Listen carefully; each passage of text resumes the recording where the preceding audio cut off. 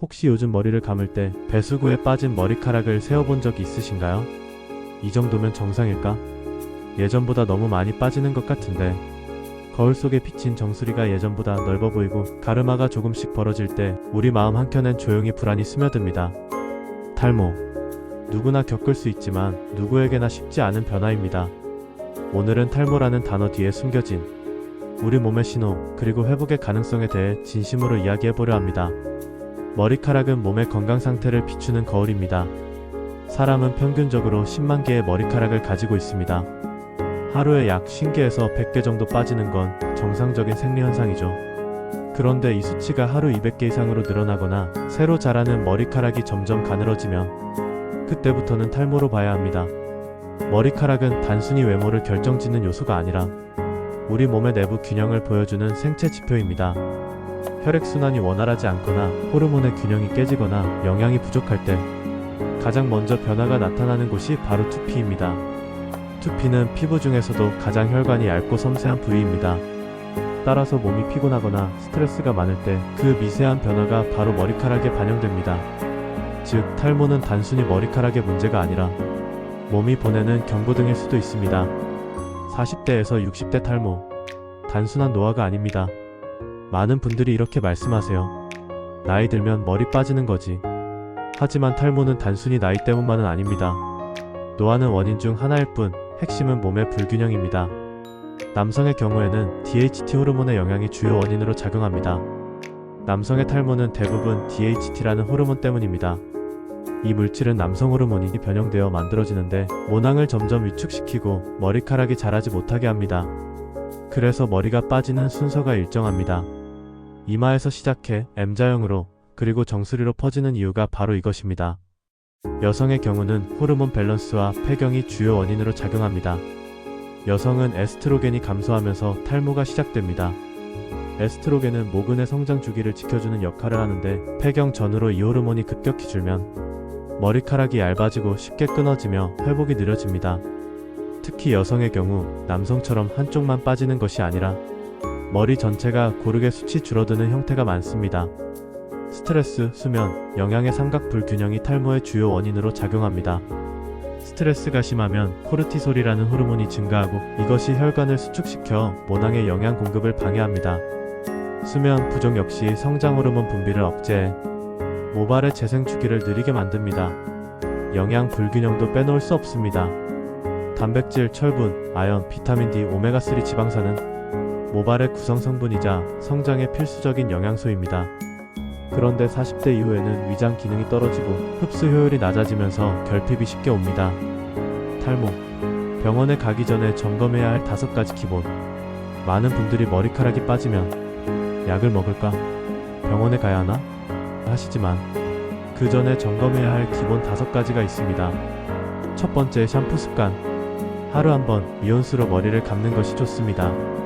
뜨거운 물은 피지를 과도하게 제거해 두피를 건조하게 만듭니다. 샴푸는 손의 거품을 충분히 낸 뒤 손톱이 아닌 손끝으로 부드럽게 마사지하세요. 드라이기는 두피에서 20cm 이상 떨어뜨리고 뜨거운 바람보단 미지근한 바람으로 마무리합니다. 두 번째, 두피 마사지. 두피 마사지는 단순히 시원함이 아닙니다. 혈류를 증가시켜 모근으로 산소와 영양을 더 많이 전달하게 돕습니다. 매일 5분 손끝으로 가볍게 원을 그리며 두피 전체를 눌러주세요. 특히 귀 위쪽과 정수리는 모낭 밀도가 높아 마사지 효과가 큽니다. 세 번째, 영양관리.